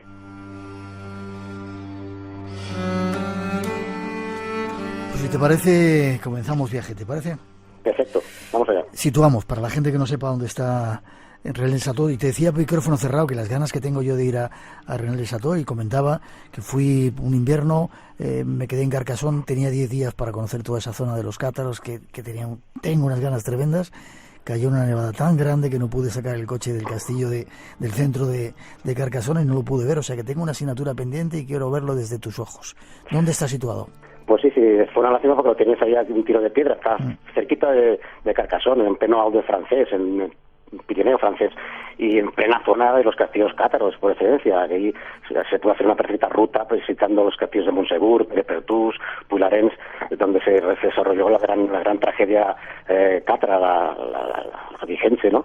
Entonces aquello es un lugar mágico por excelencia, y cómo no, la visita obligada siempre es subir a la colina, a Rennes-le-Château, porque allí encontramos, misterios, y encontramos también muchas mentiras, lo que yo digo en mi libro, ¿no? Que no todos son verdades, entonces hay que escrutar un poco la documentación que nos dejó la Besonnière para saber un poco cuál fue el verdadero misterio que se esconde ahí. Vale, vamos a ver si intentamos hoy, esta noche, que nos lo cuentes.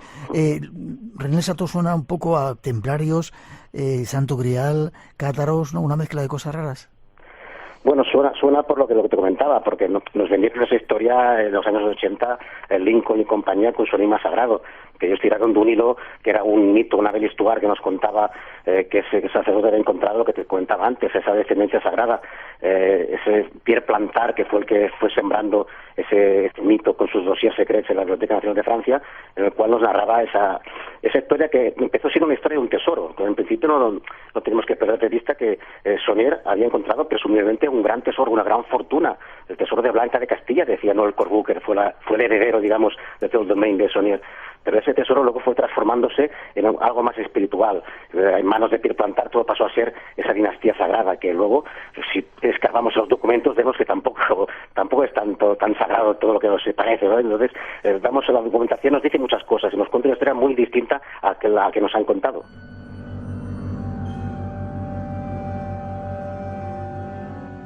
Pues vamos, si te parece, Enrique, a tratar de desentrañar o a quitar el polvo, de la paja, ¿se dice? Sí.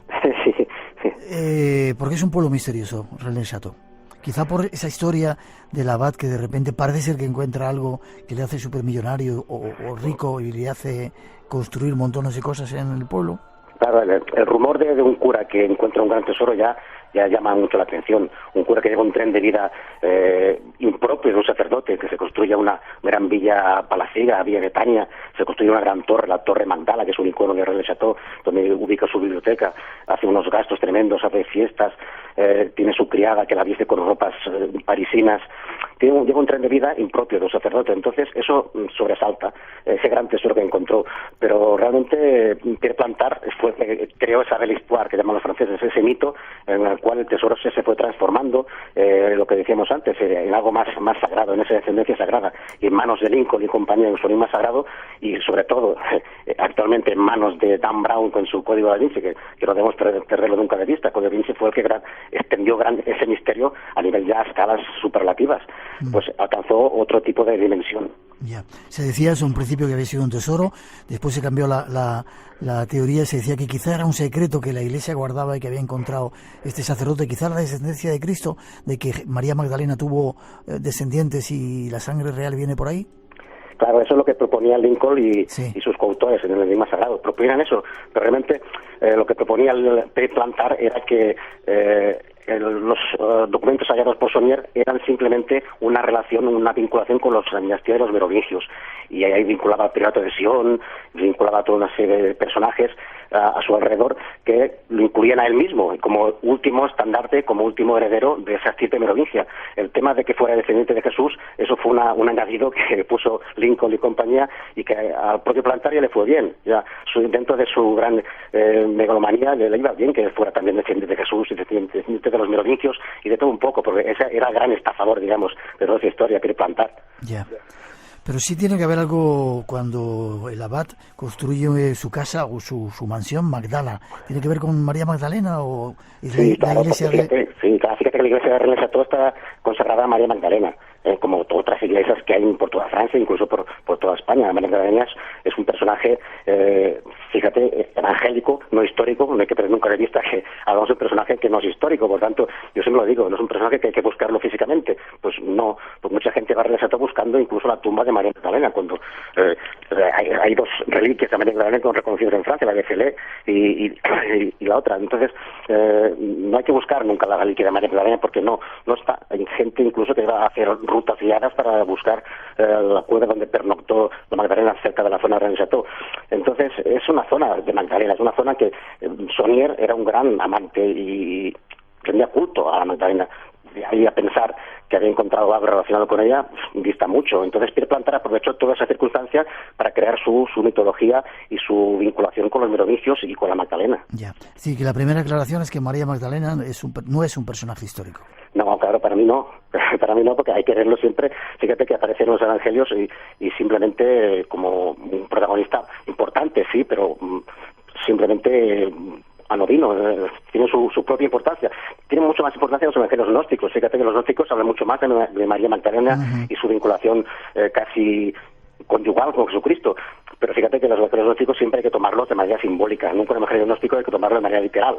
Por tanto, estamos hablando de simbolismo. Los gnósticos eran simbólicos al 100%, nada era literal. Entonces, claro, hay que tomarlo siempre todo con pinzas y buscar siempre restos de Magdalenas, incluso de Jesucristo. Hay gente investigadores que buscan la tumba de Jesucristo y dicen que la han hallado cerca de Rennes Château. Da para mucho Rennes Château, da para mucha fantasía y para muchas especulaciones de todo tipo. Hay otro tema también que se ve en la iglesia, Enrique, que es una imagen de Asmodeo, quizá un diablo que se ve ahí en el lugar.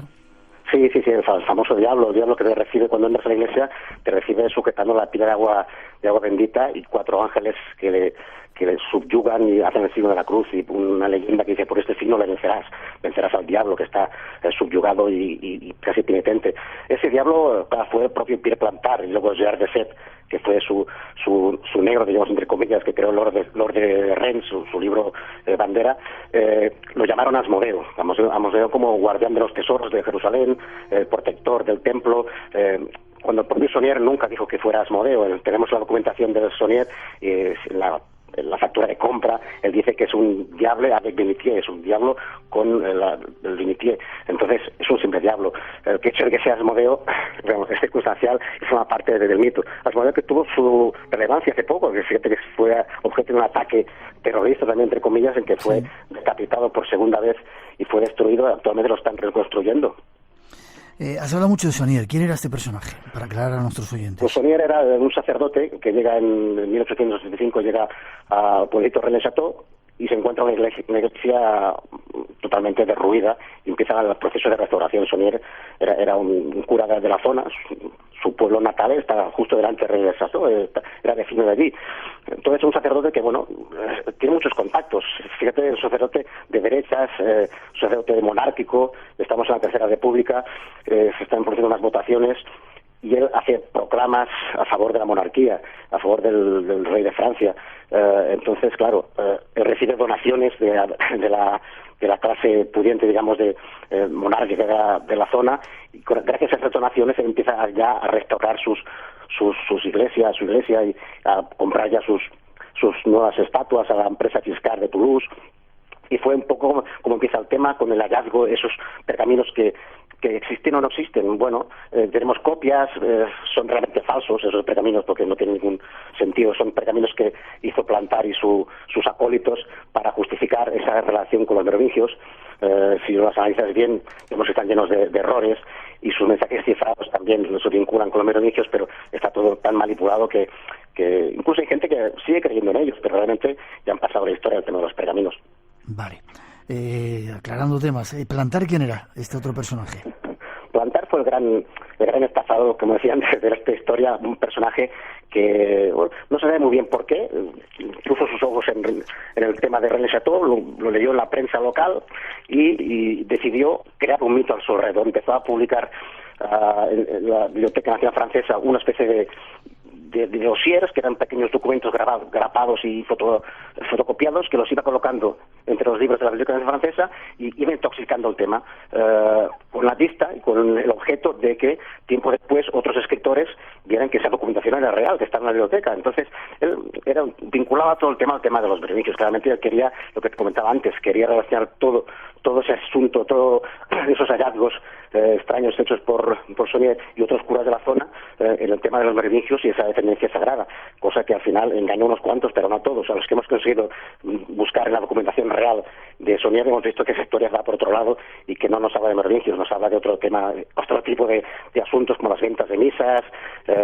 ¿Ventas de misas? Ventas de misas, claro, porque Saunier realmente vendía misas. Eso fue acusado y fue enjuiciado y condenado por ello, y suspendido además.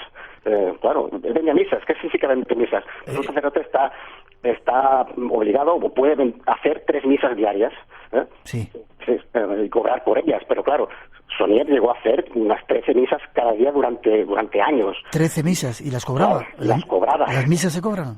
Claro, las cobraba. Y no solo eso, que las publicitaba por los periódicos de la zona y de otros países incluso, y él iba cobrando esas misas. Espera. Nunca llegó a realizar, claro, pero sigue a cobrar. Se llegó a embolsar mucho, pero mucho dinero con ese tráfico de misas, un tráfico que por otra parte no era nada normal en esa época, se hacía, incluso se hacía con el contubernio, digamos, de su obispo, el obispo Villar, que estaba de acuerdo con ello y formaba parte de ese complot, esa trama, digamos, de venta de misas. Eso fue una fuente muy importante de ingreso de dinero de Saunier, pero no fue la única, hubo muchas fuentes más, pequeñas fuentes que contribuyeron a esa riqueza, pero no hubo ese gran tesoro que siempre se ha dado en mayúsculas. Esa fuente de riqueza puntual no existió. Para mí no hay ese gran tesoro, esos 50 millardos, esa barbaridad de dinero que se decía que había encontrado. No. Creemos que hay otros pequeños fuentes de ingresos, pero que no tienen nada que ver con un tesoro.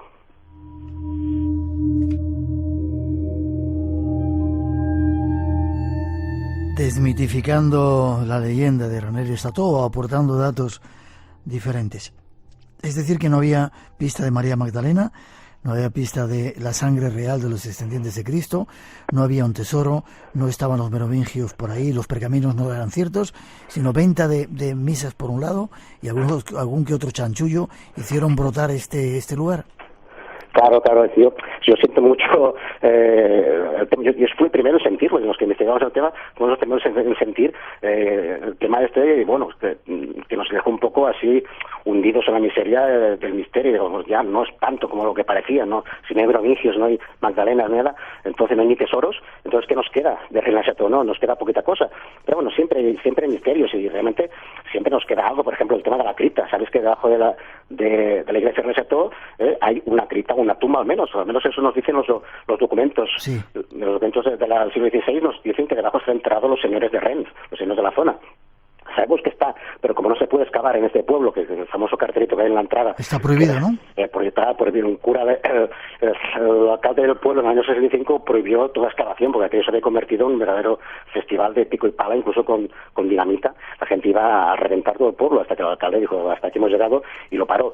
Por tanto, no se puede excavar, entonces, pero sí se pueden hacer prospecciones. Se han realizado algunas prospecciones con georradar, y se ha visto que sí, que hay unas cavidades debajo de la iglesia. Por otro lado, nada extraño que haya una cripta o una tumba, en todo caso, debajo de una iglesia de esa época. Por tanto, está allí.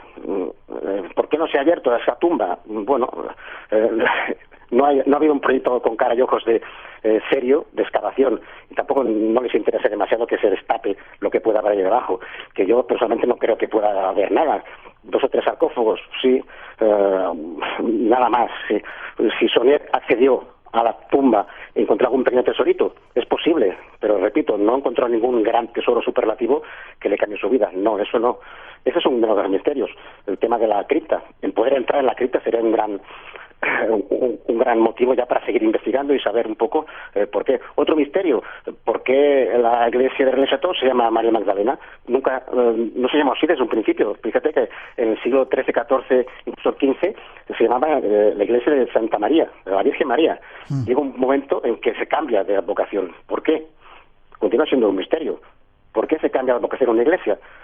Hay un motivo importante, por encontrar reliquias. Sí, ese es un motivo que nos dicen que si encuentras una reliquia falsa, como todas las reliquias de María Magdalena, ese es un motivo suficiente para cambiar la advocación. ¿Se encontró alguna reliquia sobre eso en Rennes-le-Château? Es una posibilidad. Ahí estamos, seguimos investigando sobre estas cosas. Pero el misterio actualmente pasa por ese lado. No pasa ya ni por merovingios, ni pasa por dinastías sagradas, ni por Marías Magdalenas en plan así simbólicos. Y pasa por temas concretos y pasa por la documentación que hemos hallado y que hemos visto que el tema es mucho más mundano. Es un cura que le gustaba vivir bien, un bon vivant que se dedicó a vivir la vida y a disponer de dinero y a conseguir dinero hasta debajo de las piedras.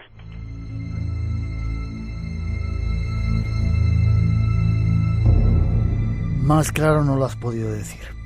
Sin embargo, sí, ya para terminar, Enrique, es una zona, no sé si llena de leyenda alrededor, cátagos, toda esa serie de cosas, y de una geografía muy especial, ¿no?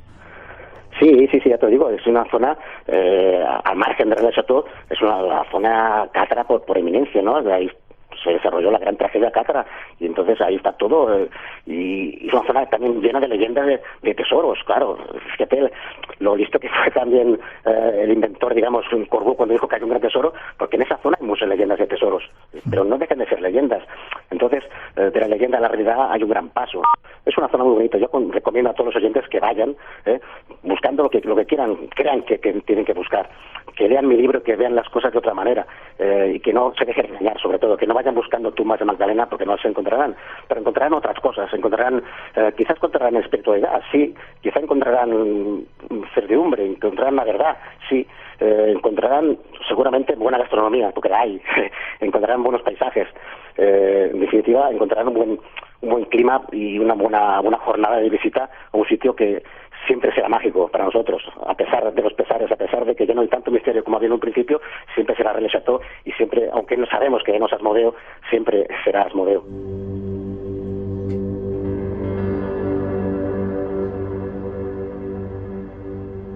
Enrique Sabarís nos llevó esta noche a Rennes-le-Château, nos retornó a Rennes-le-Château quitando alguno de esos apéndices que tenía de misterio. ¿Forma de contacto contigo, Enrique, si alguien quiere saber algo más? Sí, bueno, yo administro un grupo de Facebook que se llama El Secreto de Rennes-le-Château, me encontraréis en Facebook o en mi muro de Facebook simplemente, y ahí veréis como día a día estamos ahí investigando sobre el tema, compañeros del tema como Oscar Fábregas y Xavier Bonet, con quienes escribí un libro a principios de año, Compendium Redae, que realmente es un poco, se considera la Biblia de este tema, y en el cual ahí establecemos todo el fundamento documental y en el cual me baso para yo hacer mi retorno a Rennes-le-Château, que es fundamental. Os recomiendo el retorno a Rennes-le-Château, pero también os recomiendo sobre todo Compendium Redae, es esa obra magna y que bueno, marca un antes y un después de toda la investigación. A partir de ahora ya nadie podrá adentrarse en la investigación de Rennes-le-Château sin pasar antes por Compendium Redae y sobre todo por Retorno a Rennes-le-Château, que nos dará otra visión diferente y sobre todo quizá no tan mágica, pero más mundana y más con los pies en la tierra y que bueno, que también tiene su parte de misterio, porque no olvidemos el misterio, porque a veces el misterio no es solo hablar de extraterrestres y hablar de cosas así superlativas, sino hablar de cosas que son reales y que están en el suelo, pero que tienen su misterio. Con pruebas, sí señor. Exactamente. Gracias, Enrique, ha sido un placer estar contigo. Espero que la próxima vez no me caiga esa nevada y pueda por lo menos ver el pueblo. Me encantaría conocerlo y de tu mano. Pues espero que vayamos un día juntos y le explicaré todo el tema de allí y sin nieve. Me encantará. Un fuerte abrazo, te deseo lo mejor. Feliz año. Un abrazo. Feliz año, igualmente. Hasta prontito. Adiós.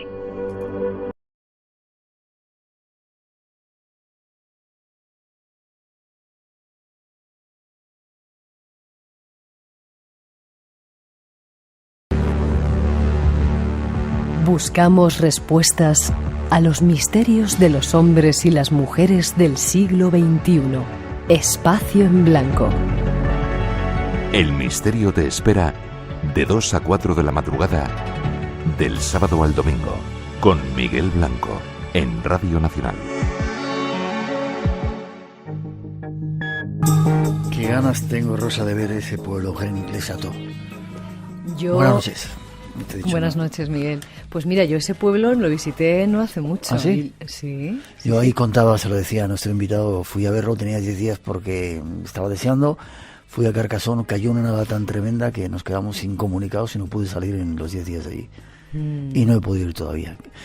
Pero eso que acabas de decir en esa cuñita que hemos puesto, buscamos respuestas a los misterios de los hombres y las mujeres del siglo XXI, es un poco lo que estamos tratando, ¿no? Por eso contamos con invitados como ese que ha venido, que da otra visión diferente de lo que ocurre en Les Chateau. Sí, además nuestros oyentes lo perciben, ¿no? Y nos lo hacen saber, nos llaman por teléfono y nos muestran muchos de ellos su perplejidad, porque pues son muchos los oyentes que quieren creer por encima de todo y que se aferran a la interpretación, pues bueno, de la existencia, la posibilidad, ¿no? Y ahí se abrazan, y este tipo de, claro, invitados que hemos tenido, de ¿no? invitados que aportan, bueno, pues otras Otro interpretaciones, no se cierran, evidentemente, no se cierran a nada, pero ofrecen otras respuestas, bueno, pues generan cierta inquietud en una parte de los oyentes, pero no en toda. Tenemos que dar todos los puntos de vista nosotros como periodistas, es nuestra labor, ¿no? Y no dar creencias así que no tienen un sustento importante detrás. Pues sí, es interesante, y hay que, al final, pues la opinión hay que formársela desde uno mismo. Nosotros lo que hacemos es aportar y servir una bandeja. Abrir puertas. Con lo que se está estudiando, y de cualquier forma el tema hemos tenido muchas historias, muchas llamadas, muchísimas llamadas, y desde aquí quiero pedir disculpas porque bueno, pues no hemos podido atender a la gran mayoría, porque nos querían contar precisamente eso, ¿no? Sus experiencias, sus historias, muchas ECM, Miguel. Muchas ECM, nos ha llamado, por ejemplo, Sara de Gijón, vivió una ECM tras una operación, mientras los médicos estaban cosiéndola. Ella pudo ver perfectamente lo que estaba sucediendo en ese quirófano, o la historia de Mari Carmen de Elche, muy impactante, ¿no? Donde ella se encontró con esa fuerza primigenia, por denominarla de alguna manera, de la que todos procedemos, ¿no? O así lo percibió ella. Y que les vengan a decir a ellos que no son ciertas esas experiencias, doctores, psicólogos o quien sea. No es una criticación, son los invitados. Ganadores, que nos vamos. Pues tenemos 3 ganadores del Facebook, que son Isian García, David Díaz y María Antonia Galán. Y 2 personas que nos han llamado por teléfono, una desde Albacete, José Gabriel Pérez, y otra desde Segovia, Pepa Vicente Alonso. A los 5, enhorabuena, escribiéndonos un correo electrónico a espacioenblanco@rtv.es y mandándonos vuestra dirección postal. Y nuestro nuevo número de WhatsApp, donde desde cualquier parte del mundo podéis mandaros una nota de voz para saber que estáis ahí. El 633 44 88 16. Muchas gracias, buenas noches, feliz semana, nos vemos, Rosa, ¿vale? Hasta la semana que viene.